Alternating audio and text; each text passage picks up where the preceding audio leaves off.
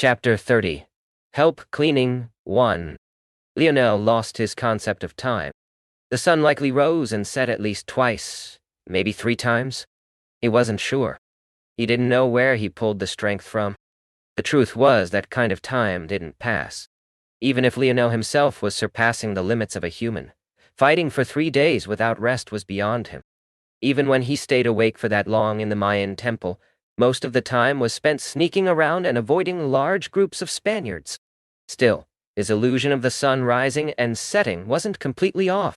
By the time Lionel slowly dragged his beaten and ragged body out, his spear in one hand, Aina in the other, the high sun had set, and the hints of dawn had begun to creep up. Lionel's spear and Aina's battle-axe dragged along the ground, leaving deep marks in the dry land. He had no idea how Aina managed to hang onto that massive thing while cuddling up like a kitten, but the reality was right before him. How'd I end up liking such a crazy woman? Lionel looked down at Aina, who had her head buried in his chest. Her right arm was pinned against his body, but her left dragged the axe at an awkward angle. Lionel was worried that her frail arm would snap, but she struggled too strongly every time he tried to adjust her. On the bright side, Aina's temperature had steadily decreased. At least she wasn't scolding to the touch anymore. Lionel looked up to find General Frank standing before him with a look of fear in his eyes. It seemed he hadn't dared to retreat without Lionel's input.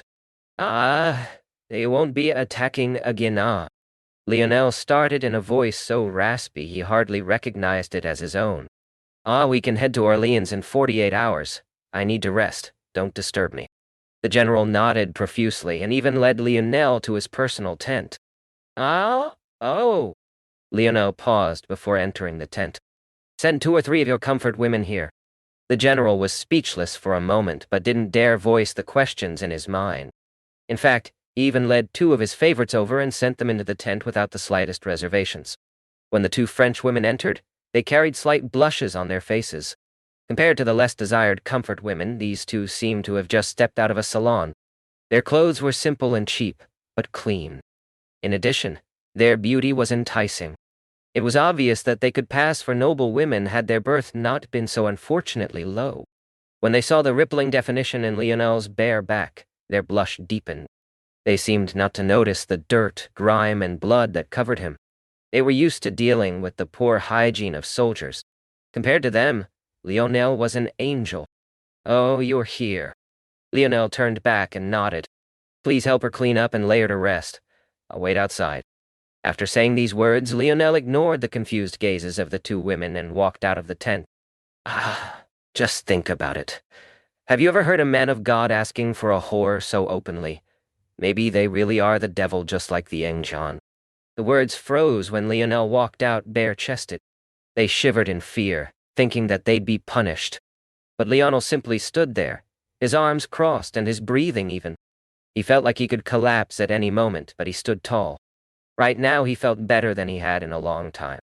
Maybe better than he had in his entire life. It was an odd feeling. He didn't like killing. And today he had killed more people than he had even in the Mayan temple. But his heart was as light as a feather.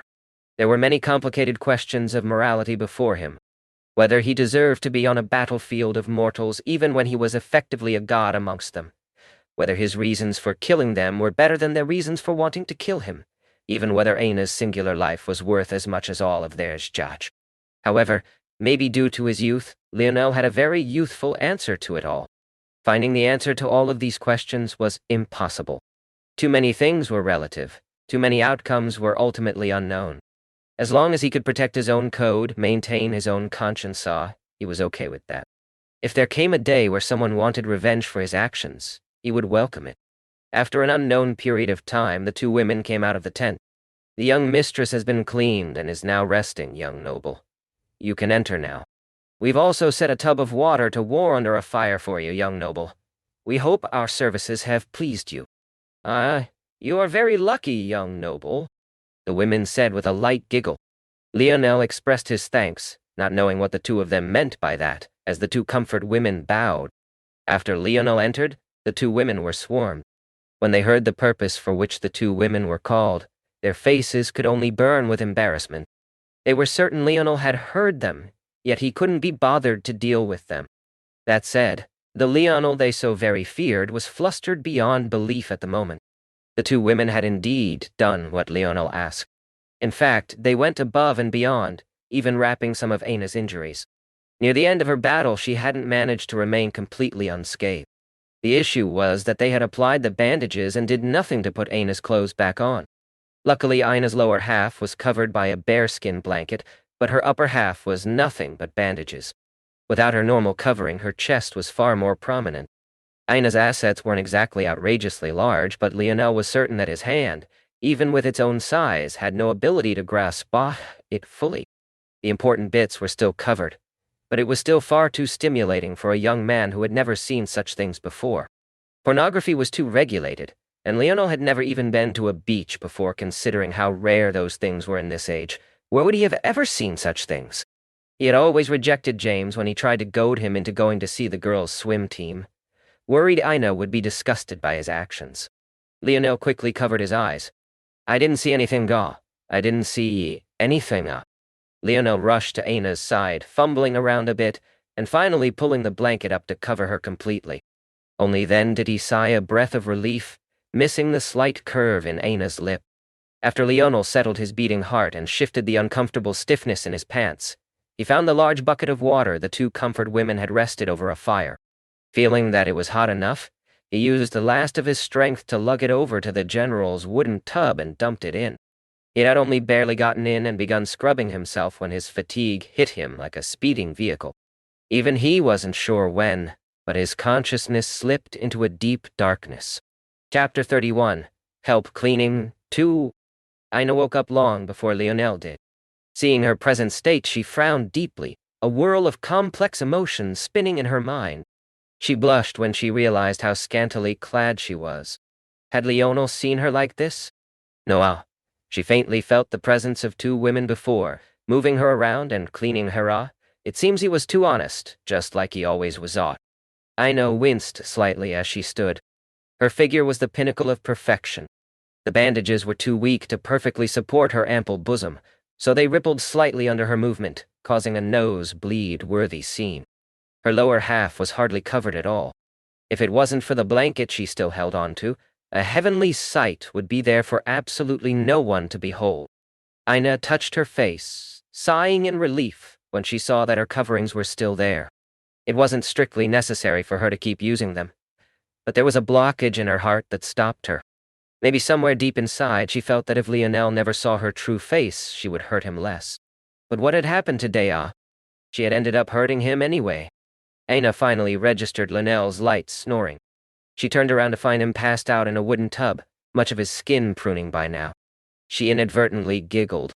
There was something about him now that seemed so innocent. She never quite understood how a man who radiated such imposing aura over something as small as a pop quiz or a football game could simultaneously be so green and pure. Aina gingerly put on her clothes. It seemed the two women had also done her the service of cleaning them as well. She even found her undergarments taken care of. Hiding away her gorgeous curves, she walked to the side of Lionel in the tub. A deep red shade covered her cheeks down to her neck. She couldn't quite see Lionel's lower half since the dirt and grime that had covered his body had melded into the water. But the idea that he was naked made her heart beat wildly. It wasn't excitement, but a sheer nervousness at the unknown. Aina grit her teeth, hooking her shoulder under Lionel's armpit and lifting him. He didn't even react to her actions, not even the slightest flinch. One could only imagine how tired he must have been to allow such a thing to happen to him in a zone. Aina's gaze colored with guilt, biting down on her lower lip. Eventually, she steadied her heart. First, she set Lionel down, averting her gaze. Then she poured out the dirty liquid, rushing away to find a few barrels worth of clean water. Though her body was in tatters, she ignored the soreness entirely. For a person with her strength, she didn't even need 10% of her power to do things like lifting up Lionel and bringing in these barrels. Finally, she got down to doing exactly what she dreaded. Taking a deep breath, she began to clean Lionel, the bite on her lip increasing in pressure the more wounds she exposed beneath the thick patches of dirt and mud.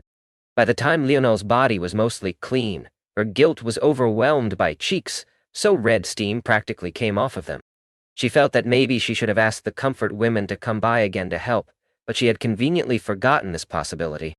It was suffice to say that she had never seen a man like this, nor had she ever touched one. Remembering how long she must have spent sleeping in Lionel's arms, the burning of Aina's cheeks only grew. But that was right. He had suffered so much. If she couldn't pay him back even this small bit, she couldn't live with herself. But why did his body have to be so toned and hard? Her fingers were trembling with every gentle wipe. Finally, there was only one part of Lionel's body left. Aina was truly tempted to leave it as is. He would handle it himself when he woke up. But when she thought of the era they were in, she hesitated. What if it got infected? She knew that that area was a man's pride, even if she had never seen one before. She had been around enough high school boys to know that it was all they ever talked about aside from the women they had been with. Lionel was different from them, but that didn't mean he didn't inwardly place importance on it. Aina may have never seen one, but she had had a robust education. She knew the kind of impact an infection on such a sensitive area could have, especially in the medieval ages. The pressure of her teeth on her lips grew again. Aina slowly took the towel she had used to cover Lionel's area off, barely holding back her girlish squeal when her eyes lay on it. If the Englishmen she had struck fear in saw her now, who knew how they would react? Aina's breathing turned ragged and choppy. She began to slowly clean the grime away from the edges, pulling her courage together to inch closer. Those are very sensitive. I should use a lighter tushatu. Aina tried to remember what she had learned in all those biology classes. Her 5-star profession was actually related to the medical field, so it wasn't very difficult for her. Aina whimpered slightly when her towel touched those two sensitive things, using her opposite hand to lift up the limp member that covered them slightly. But she was already inwardly panicking even more. Because of her soft touches around such a sensitive area, she had already noticed it growing stiffer. By this point, she didn't even need to actively move it out of the way. Just ignore it, just ignore it, It's a natural reaction, it just means he's healthier. It'll go down on its own, Aina clamped her leg shut tightly, the bite to her lower lips finally beginning to draw blood. Aina rejoiced inwardly when she felt that she had cleaned Lionel's family jewels adequately enough. There was just one task left. She cleaned her towel with a new bucket of water and started toward the towering member that filled her with a bit of dread. It pulsed as though it had an eye of its own, piercing into her soul. Maybe a little bit too healthy, Aina knew what average was. Such a thing was part of her studies. And she knew that this most definitely was not average. Gathering up the last bits of her courage that remained, Aina used a damp towel on it, wiping away the dried sweat and dirt that had somehow made its way down there. The top is the most sensitive part. I should be careful again, she thought to herself. Finally, she got to the top, dabbing away gently and making sure nothing that could infest Lionel got into places it shouldn't. Just as she felt she was finished and could finally step away, Lionel had a sudden sharp intake of breath. Aina panicked, thinking that he might wake up. Her neck spun toward his face with such speed that she almost suffered a case of whiplash. Luckily, it seemed that he was still asleep, completely oblivious to what was happening. Aina sighed a breath of relief, turning back to her task in time to see a gusher of thick white liquid launching itself into the air with astonishing force. She only had time to block with both her palms before it could land on her face. Completely stunned, Aina felt the liquid slowly drip down her hands. She could even faintly see the satisfied relief on Lionel's sleeping face between her fingers.